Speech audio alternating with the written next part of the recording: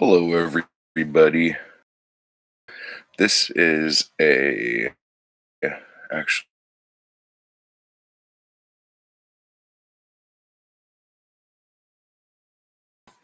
this is a impromptu stream. I meant to schedule it, and I forgot. So I'm not really expecting a ton of people being here, especially since it's Easter. So happy Easter to those of you who celebrate Easter, and yeah. But I just wanted to talk about a few things. And so, get a cup of Joe and we will chat it up. A couple things we're going to be going over here are the first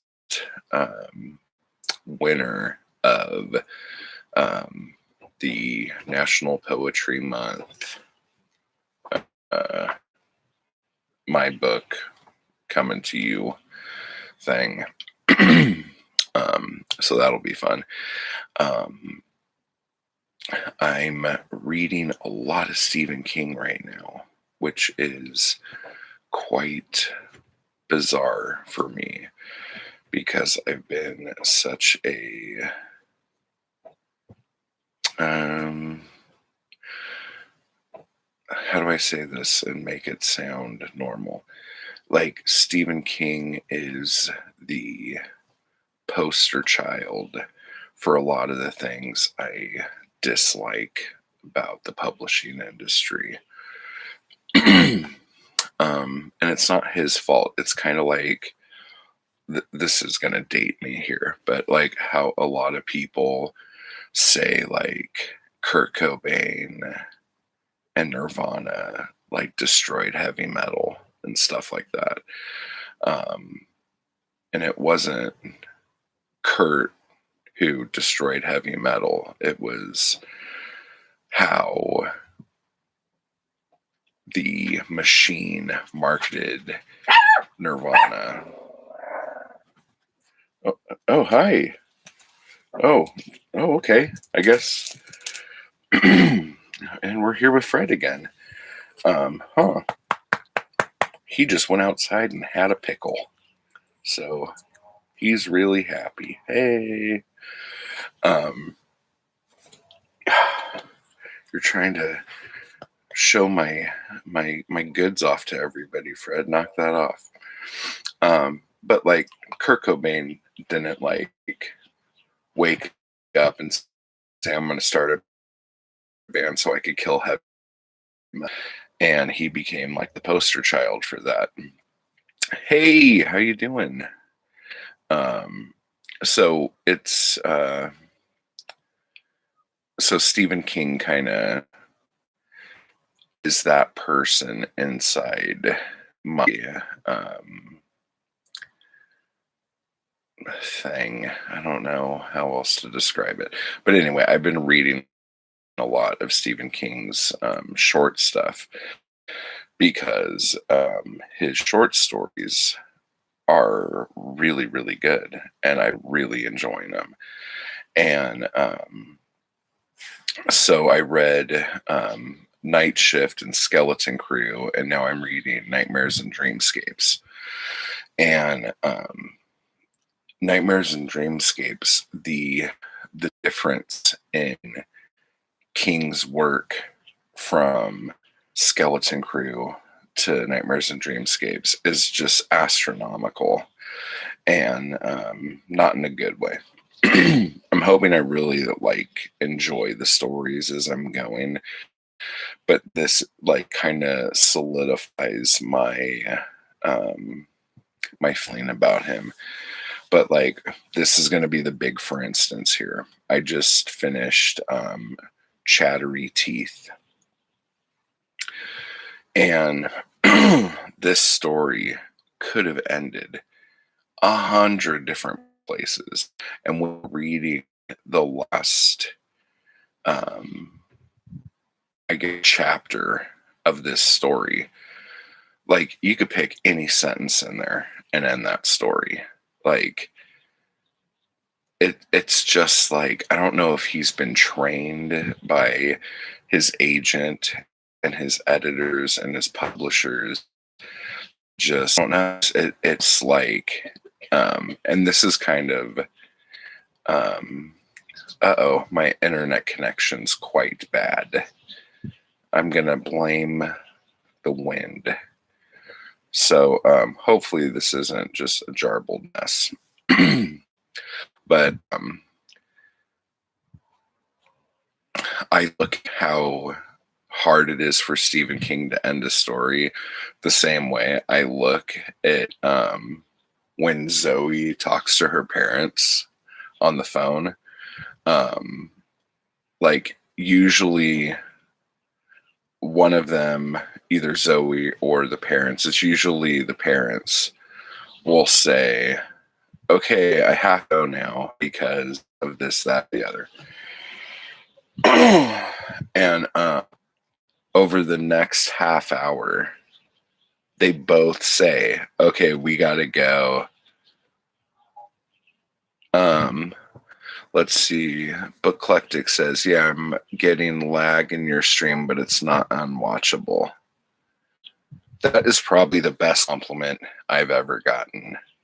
Your content unwatchable. So that's good. And then Thomas, hello Thomas, how you doing?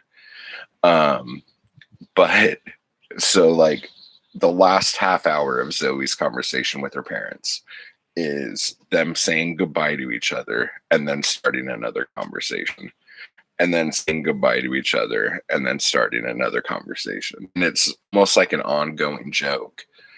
But they don't mean it to be. And I almost feel like that's like how Stephen King has been trained to tell stories now. Like, end the story, but it's not over. End the story, but it's not over. But like in Night Shift and Skeleton Crew, like the way his stories are punchy and it just like good, like they that ended on a good note. Yeah, for the most part. Like there are some I already like, I'm like, oh, what about yeah, so there are some issues like that, but nothing like what's in Nightmares and Dreamscapes. It's just it makes me sad that has happened. So anyway, if you have any comments about how Stephen King ends stuff, please leave them down below or in the chat so I could take a look at those. But I watched a good video on Jason's Weird Reads. He put it up today, and it was like where to start when you're watching horror. And was it that video he said it in? Now I'm beginning to doubt myself.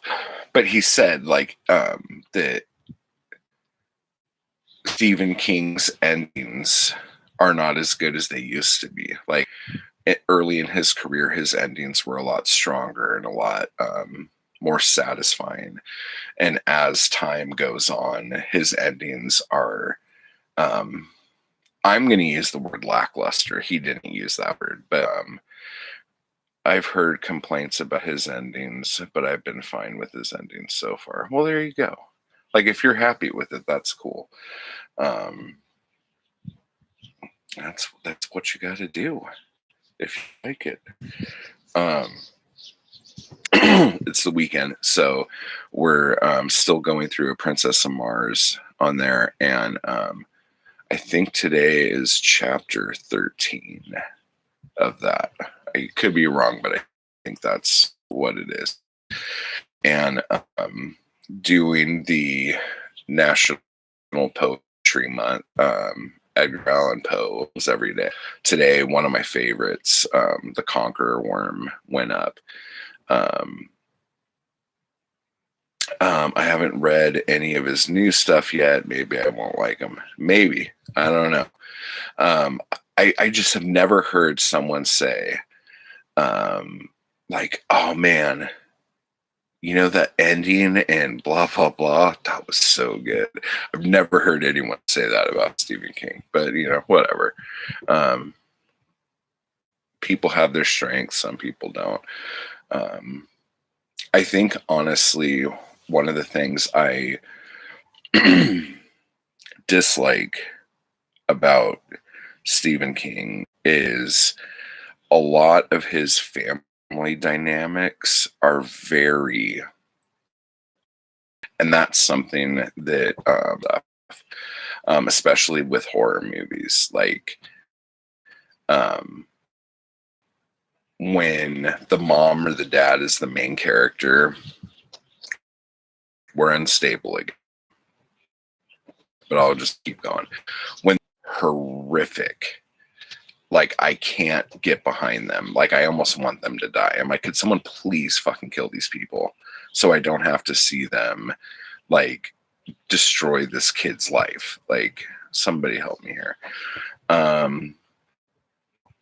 Says I started one of his books but never finished it. Jess says I've read every King except the newest, which I'm currently reading, and can confirm his endings disappoint more often than not.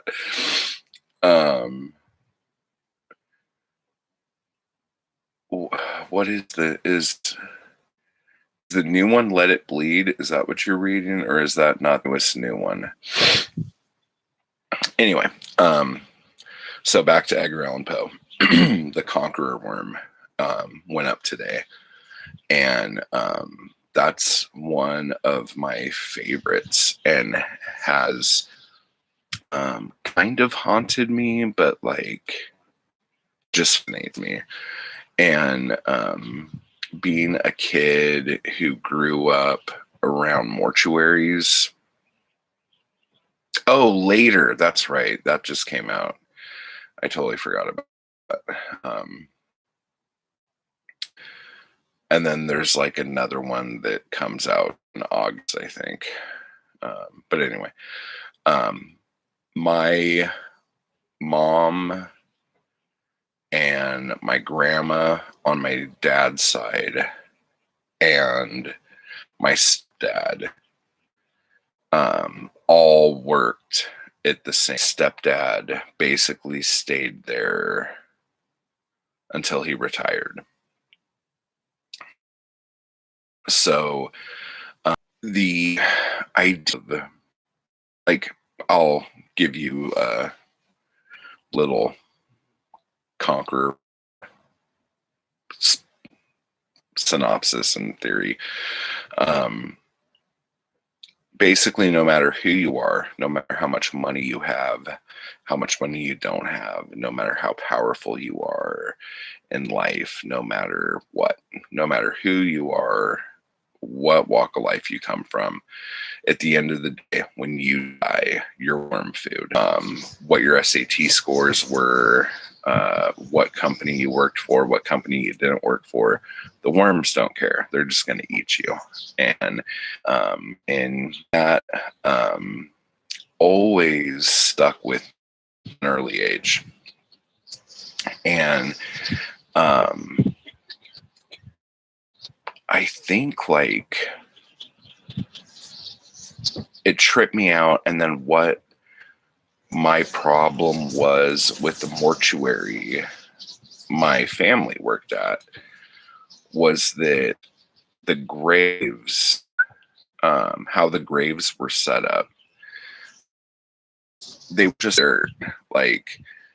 they're like cement rectangles, box, lower the casket into there and put then a cement top on that, and then you another coffin on top of that one and put a cement top on that, and then you bury it with dirt and the grass and everything.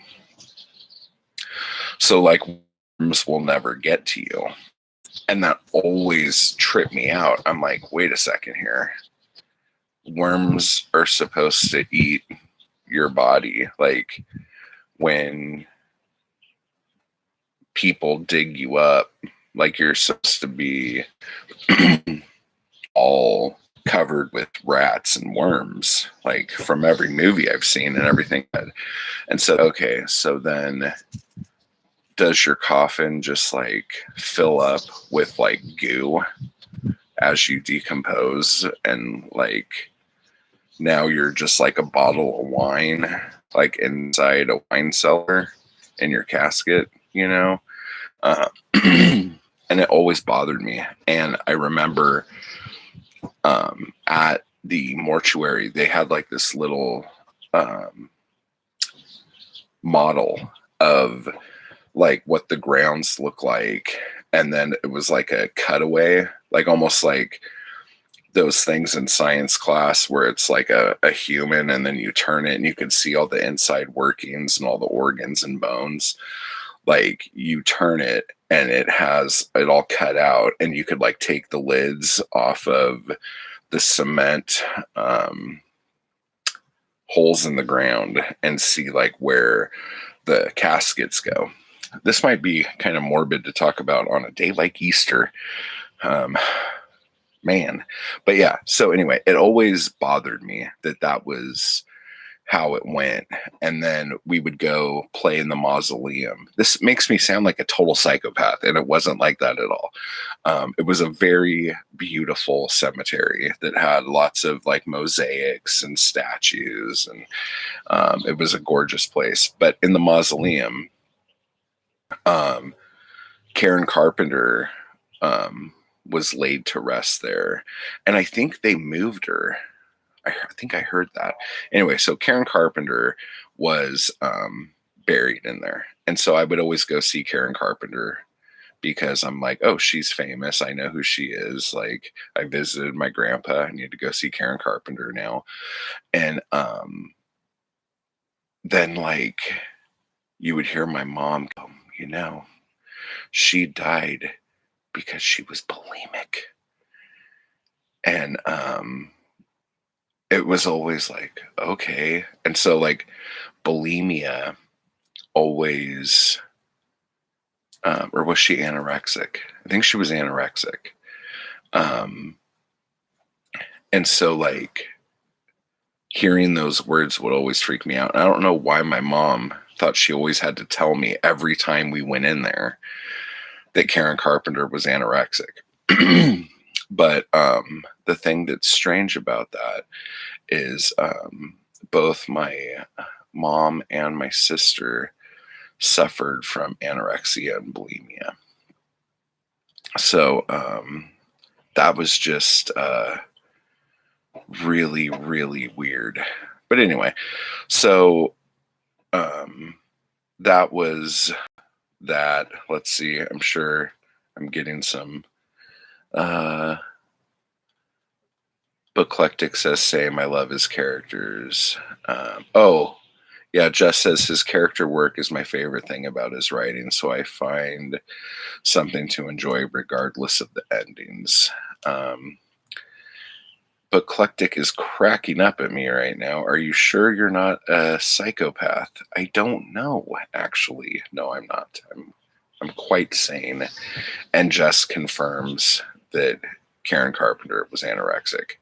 I don't know if it was because I knew where her grave was that when I was in high school, I effing loved the Carpenters, man. I was just like, oh, her voice is magical. Like, I haven't read a King book in a long time. Like, if you haven't read King in a long time, I highly, highly recommend his early short story books. I'm really enjoying it. I think actually I enjoyed more stories, or my enjoyment level was higher in Skeleton Crew than in Night Shift. But there were stories in Skeleton Crew that I didn't like as much as stories that I liked in Night Shift. Does that help? Hey, you giving a big stretch? I have some I want to get to, but it's been a while since I've given one a shot. And hello, Eric. I did read a lot of those back in the 80s, early 90s. What a time the 80s and early 90s were, huh? Oh, Fred went outside to sit in the sun. What a champ. But anyway, so yeah, like oh, and then another thing about the mortuary side of the family. Um, the company that they all worked for actually ran, I think, 6 mortuaries in Southern California. I'm not going to say what it was, but I'm sure you guys could do the math if you Googled it. But we would go, there were like a few times a year where we had to go to each one of the mortuaries, like in a day. Like we would go here, then here, then here, then here. And one of them had this like awesome, like, it wasn't a bell tower, but it was like just something crazy. Like, I can't even remember what the thing was, but I used to run around in that all the time. And just the smell, this is really sad, but the smell of stagnant water and dead flowers like totally reminds me of my childhood. It totally does. Like, not that I smell that smell a lot, but when I do, like, it's very, like, I remember a lot. But yeah, we used to always go to try to find like all the famous people's graves and stuff. And it wasn't as cool as like Hollywood Forever. Like they got everybody in there, you know. But there were some people like in the Glendale or the Hollywood Hills mortuaries. I think the one with the weird bell tower was in Long Beach. It's not a potpourri smell. It's very like you could almost smell it rotting because it's in the stagnant water. Man, this is getting dark. But yeah, it's like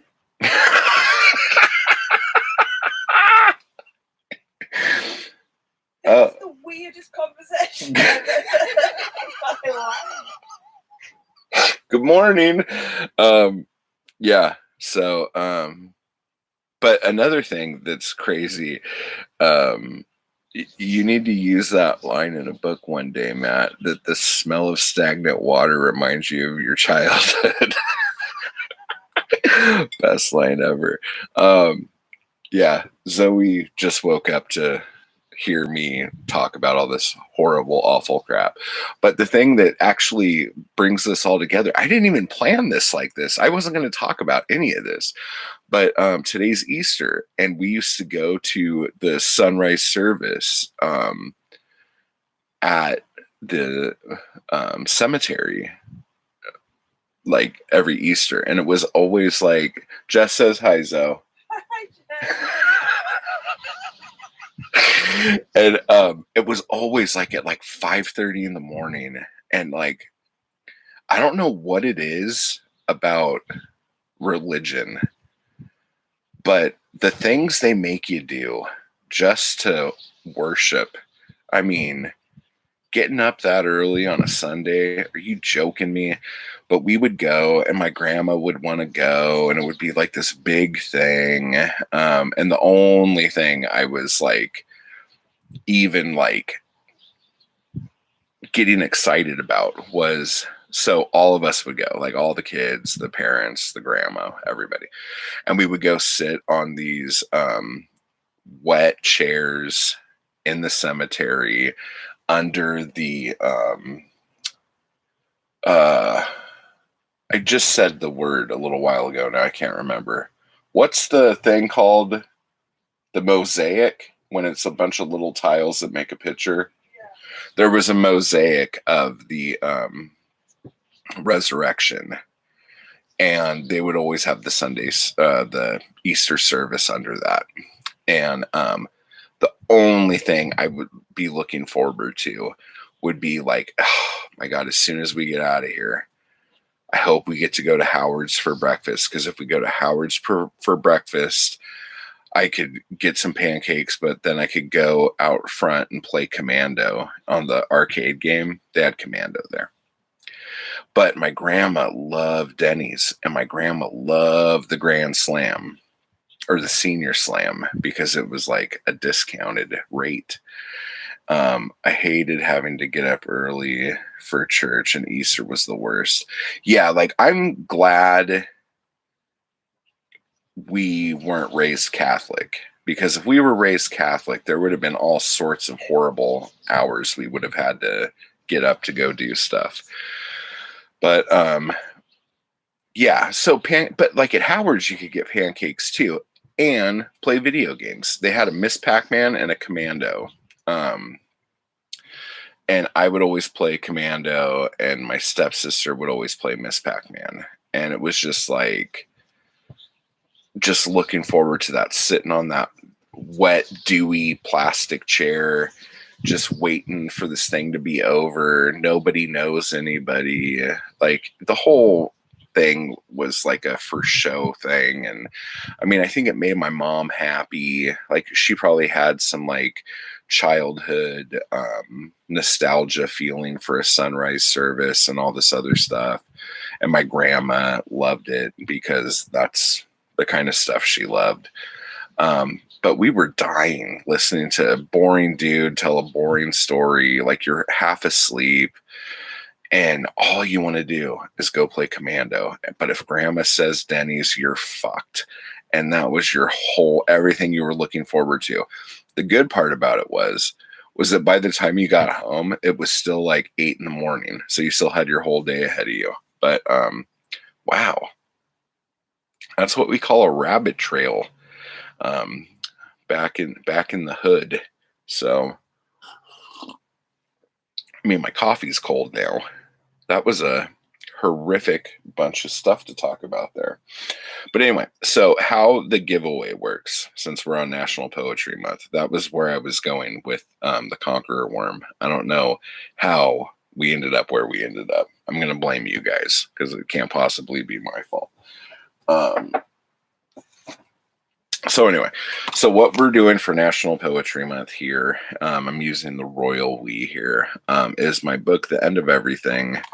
And it was funny because I was looking at this and there's a picture of me sitting at my laptop next to the stove typing.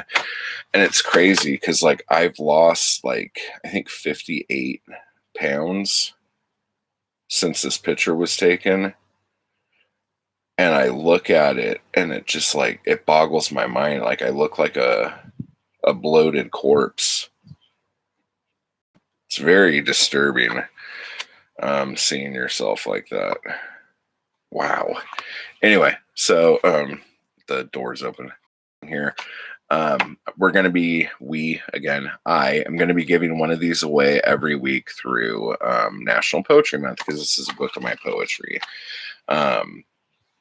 And the winner of this week, oh, and how you enter it, you have to leave comments on my videos. So the more comments you leave on the videos, the more entries you get, whole thing.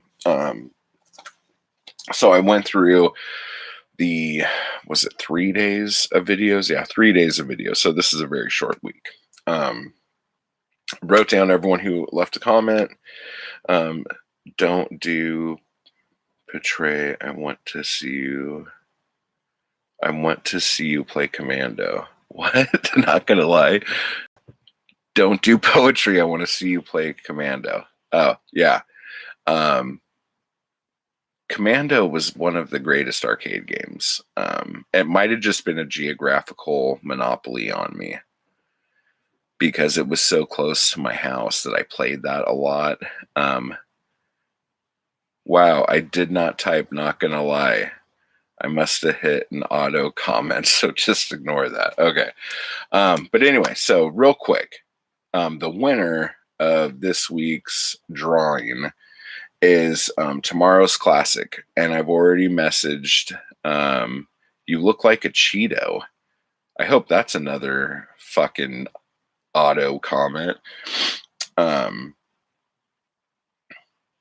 So yeah, tomorrow's classic.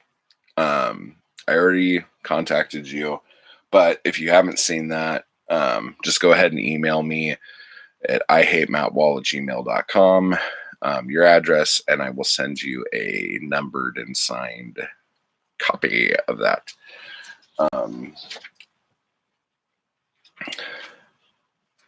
You look like a Cheeto. Are you trying to say I'm orange or I'm puffy? I am not typing that stuff. Okay, so you have a haunted computer or you've been hacked. It was not an auto comment. You do FR look like a Cheeto. I don't know what's going on. Oh my gosh, we have a haunted YouTube account right now. That's awesome. Commando stream. Oh my gosh, I wonder if I could do that. I know I don't have the MAME version of it. Funny poop. Oh, someone is logged in to your account right now. I didn't know you could have two people logged in to an account. I throw my own poop. Who is it? Booklectic has been hacked. Oh my gosh, this is crazy. I've never seen this happen. So whoever's haunting your account, me caveman, that now we're talking. I look like a Cheeto. I'm barely orange. I don't think. Oh, now I have been actually thinking about cavemen diets, like the paleo diet. That is, your friend looks like a Dorito. Okay, I'm gonna quit reading these now because obviously it's more fun than not, and what it's doing is just making me want to eat Cheetos and Doritos. Which probably means it's my kid who's somehow hacked into your account. Yeah, don't feed the troll. Yeah, there we go. But seriously, oh, Fred, what are you doing now? Are you coming to say hi, or are you hiding? You're hiding. Okay.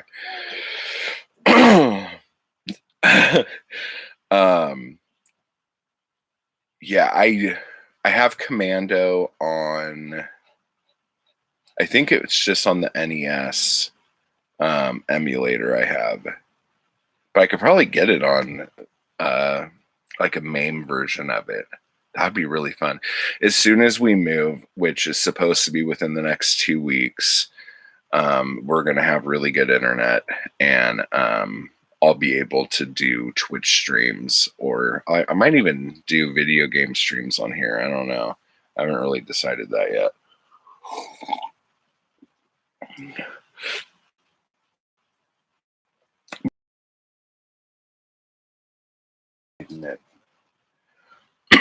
I don't want to what do you call it? Report it, because then it's gonna go after your channel, Booklectic. Let's see. I'm gonna have to make another cup of coffee here, guys. Oh, good effing Lord.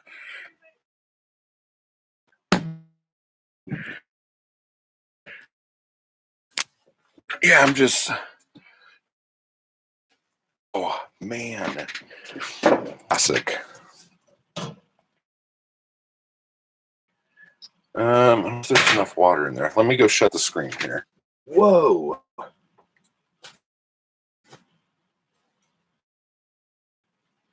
A hawk just dove down right next to the wheelbarrow. Interesting stuff. Okay. So let's get the kettle going.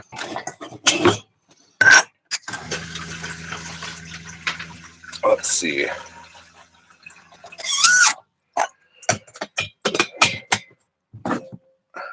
Do you want to hear more growing up at the mortuary stores?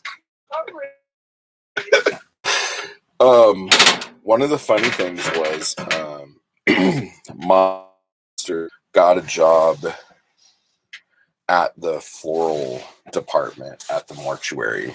It was like one of her first jobs. I appreciate that. So my sister was working in the floral shop, and the floral shop had probably more of the stagnant water smell from the cooler that all the floral arrangements were kept in, but the flowers were like alive and healthy and new and everything. So there was like this water smell, but with like fresh flowers. But in the mausoleums, it was like just not a nice smell. But it reminds me of stuff. And whenever I watch Phantasm, I don't know if you guys have ever seen the Phantasm movies. I always think I could smell that smell when the kids like running through the mausoleum and the silver balls chasing them through and everything. And when I was a kid, I used to, when me and my stepsister would run around in there, I would always be like, oh, the ball's going to get us. The ball's going to get us. And we would run around. But the thing that sucked was the side that Karen Carpenter was in only had like, let's see, 1, 2, 3. It only had like 3 corners you could turn down. And it was just like dead end, dead end, dead end. But the mausoleum on the other side of the mosaic of Christ's resurrection, that had quite a bit more corners you can turn down and run and do all that other stuff. So that was pretty fun. Good stuff. Can you imagine Shannon doing any of the stuff I'm talking about?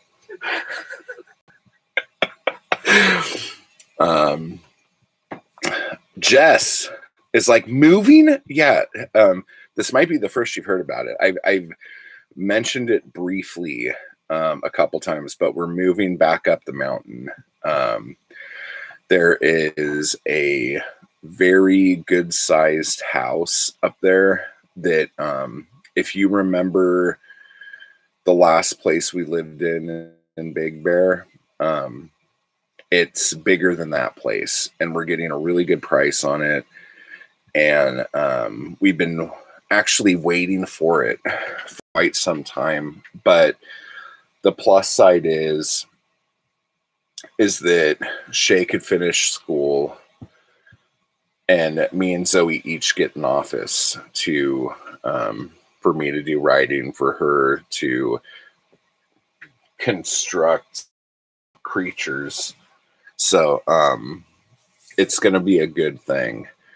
And if we could get up there before the heat, which that door is closing at a very rapid pace, it'll be very, very interesting. So, oh, that's my journal over there.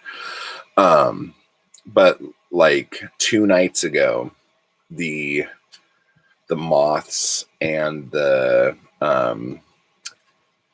ant queens and what are the guy flying ants called? They're not aphids. They're elates. The elates are coming in, and that is just that really gets me. I get cranky when it's just flying all over the place. And Zoe's getting all these like yummy smelling candles, and she lights them, and then at the end of the night there's like all these like dead animals in them because they like fly into the flame. And so Zoe's got to scoop them out with a spoon handle or something. Lots of fun out here. But yeah, and it's getting hot. We had to get the little fans out, and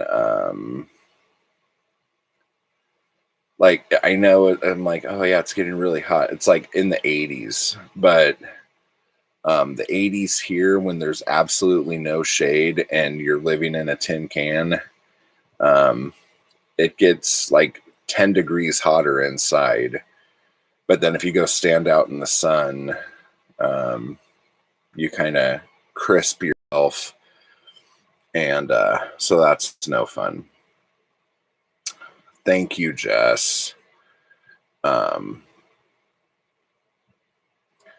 Jess just said, up yours, Zoe. And I don't really know why she said that. Is that... Okay, Jess didn't say that. I'm just kidding. Why are you being mean? Okay, so here we go. We are making some... Oh, how was your lavender tea? Was it good? Okay, so we got tea. Sorry, guys, you're like looking up into my pits here now. Well, that's not nice, huh? And on Easter. Oh, Jess says lavender tea keeps the spiders at bay. No spiders on me. That's hysterical. That goes back to the book haul from Dollar Tree, if you guys missed that one. No, but Zoe really was digging the lavender tea and the sleepy time tea, because Shay started digging the sleepy time tea. And then all of a sudden, all of the fancy teas were gone, and it was somehow a big effing deal over here that nobody had their fancy nighttime teas, and that needed to be remedied. So that got remedied, I guess. That story probably could have gone a lot different, had more umph to it, but I didn't realize I was telling a story. Where do you want your tea? It's hot. Is that too hot? No, it's fine. Okay.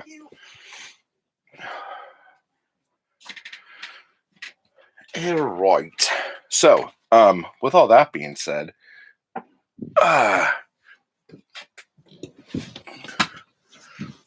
look at us figuring out how to live while we walk around with a laptop.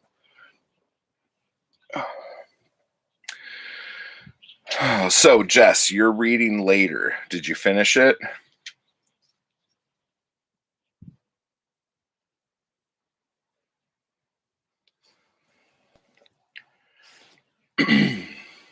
And I need to do my TBR video. I need to post Zoe's... Oh, careful, bud. We recorded Zoe's wrap up, her March wrap up. So that'll be coming. I'll hopefully get that edited up today and put up. And I have a couple more writing tip videos that I did. And I need to do my TBR for this month, because we're getting farther into the month and I haven't done it yet. Just 50 pages in. It's pretty short, though. What blew my mind is that Zoe's mom read it. Right? She read later, right? Yeah, she did. Yeah, and she really enjoyed it. So That was bizarre. So because Zoe's mom enjoyed it, I would assume that there are kids in it with AIDS that knife people in alleys. Wow. Is that about right? I don't know what you're talking about. Because your mom likes stuff where horrific things happen Oh, yes, she does. and makes you want to like cry. Okay. Well, that's good. I actually have that on my list because the hard case crime books, and I know Later isn't really a crime story, but I read Joyride and it was, I'll say it was memorable. Like I like the location of it. Another thing about Stephen King I like is how he intertwines his universe through his stories. I really, really dig that a lot. And like I can't stand Anne Rice, for instance, but I love the lore that she made through her vampire books. I think that's so cool and so inventive, and I really dig that aspect of it a lot. But man, reading her books, that is not something I enjoy. I will just say it now.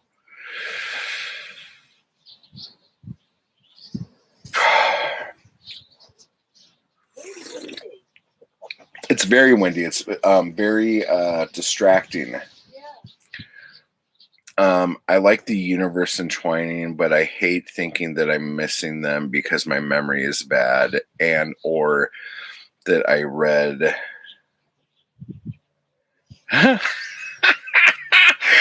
Oh my goodness. I feel like Hard Case has fallen off on exploring forgotten overlooked crime books. Oh, Eric, totally 100%. I totally think Starkhouse is kind of doing that. And there's a couple other ones, but I don't think they have the same distribution. And I don't even think Starkhouse's distribution's that good, but they seem to have more of a in with a lot of places. But yeah.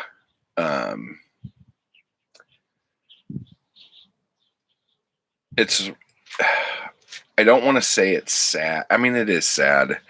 Like, it seems like Hard Case Crime is more interested in putting books out by people who have more bankable names, even if the books are not very good, compared to finding those hidden gems.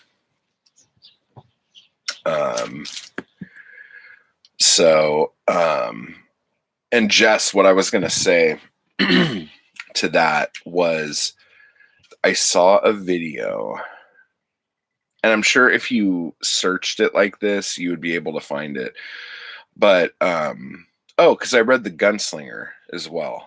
And The Gunslinger I really liked, but the more I'm thinking about it, like I wish it would have just ended with that one Gunslinger story with the horror at all.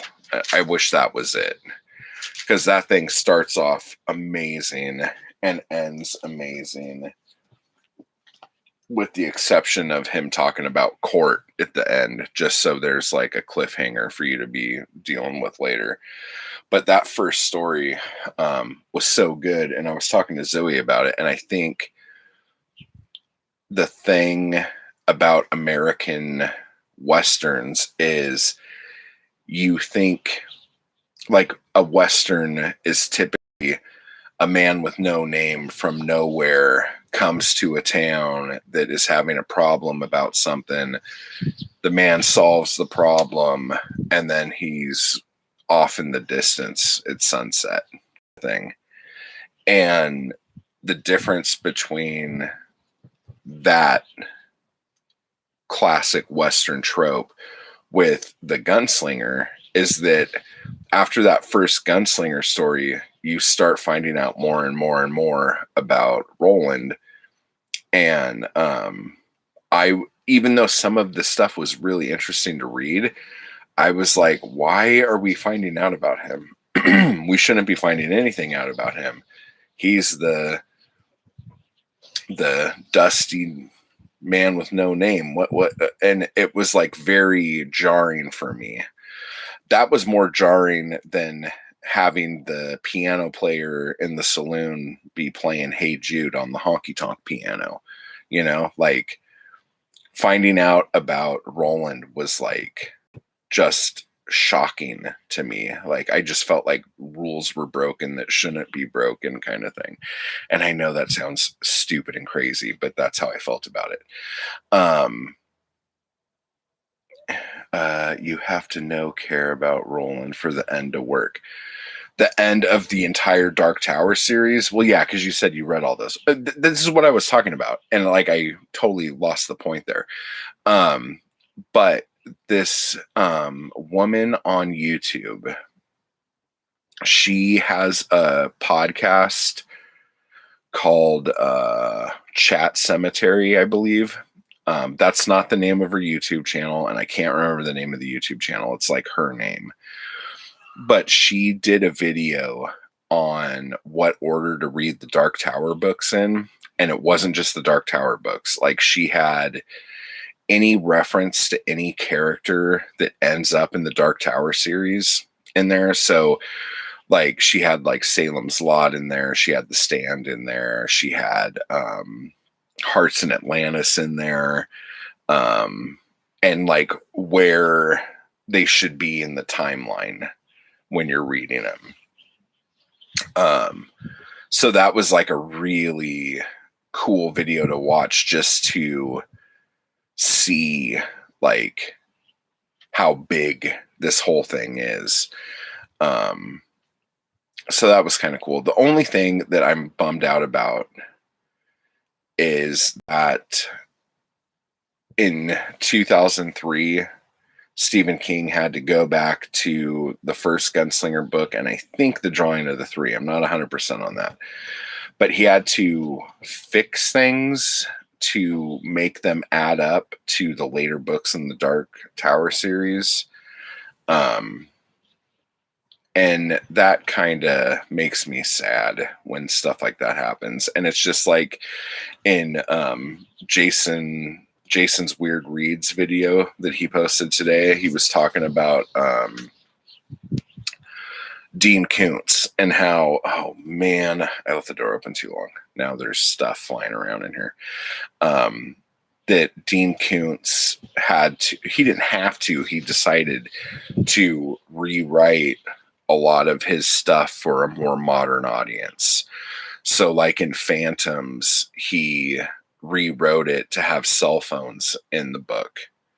But then like the catch is that the cell phones don't work. And it's like, the cell phones don't work. Why'd you have to put them in the first place? You had to put them in to say that they don't work? Like, that's stupid. And that's what Jason was saying. And that kind of stuff, like rewriting history to make it more palatable for readers of today, that kind of crap just like really digs into me, and to a very not happy way.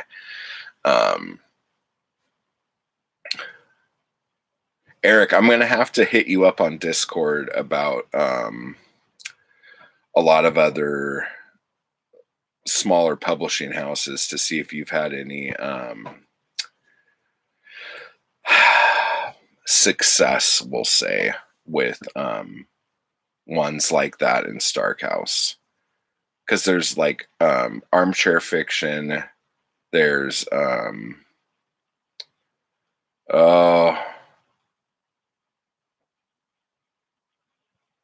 Feral House, Yeah, I have to look up some stuff to see, but um, I know there's some cool companies doing some cool stuff. But yeah, I can't remember anything, so I'm not doing that well here as far as remembering stuff. Boy, that was a tricky sentence to get through, huh, babe? Yeah.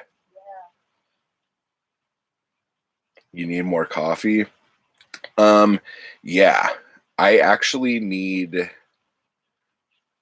stronger coffee fed into me quicker than I could drink it. Um, so I don't know if I should just start eating the instant coffee like powder and just like that would probably actually work. I might need to start doing something like that. We'll see. We'll see. Um, but yeah, An espresso machine. well, yeah. I mean, if we had an espresso machine and like, yeah, that would be amazing. Yeah.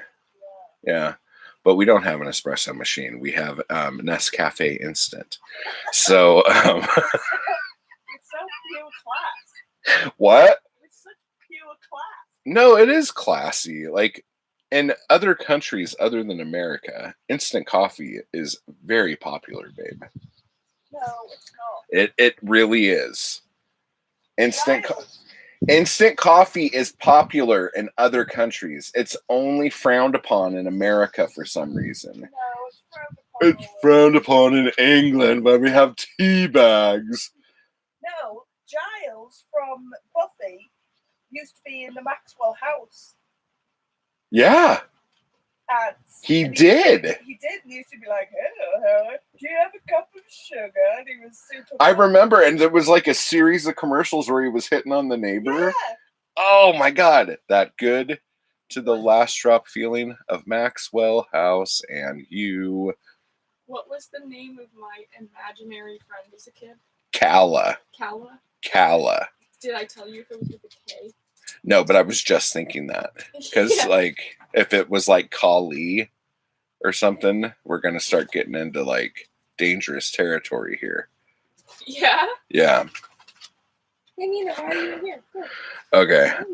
Thomas says, Insta sniff it up.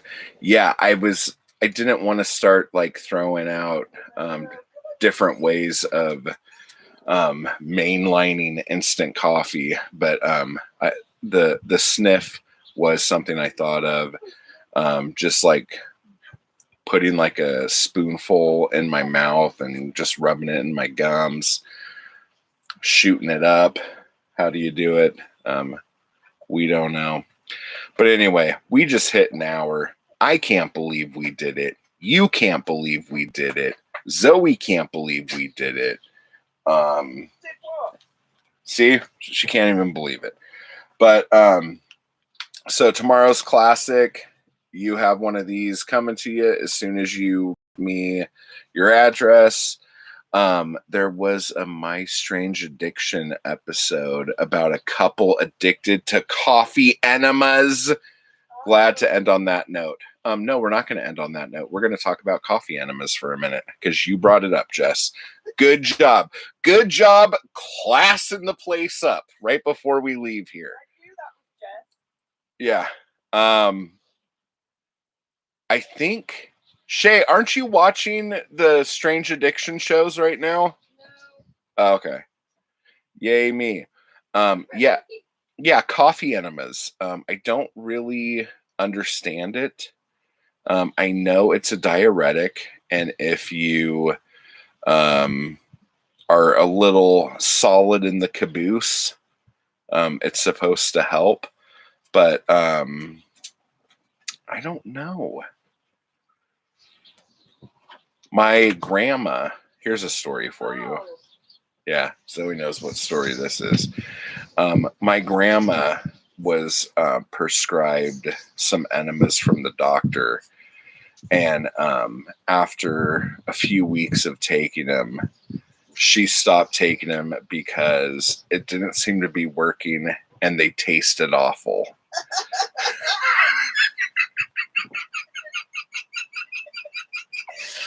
My granddad used to say that. For all the good it did me, I might as well have shoved it up my ass. About what? Oh, yeah. That's his joke. That was his joke. Yeah, you got to tell the first part of that joke. Suppositories, for all the good they did me, I might as well have shoved them up my ass. Yeah? Okay. All right, so I'm crying now. I need to make some breakfast burritos. Stat. So thanks for hanging out with me, and I will see you all later. Take care, guys.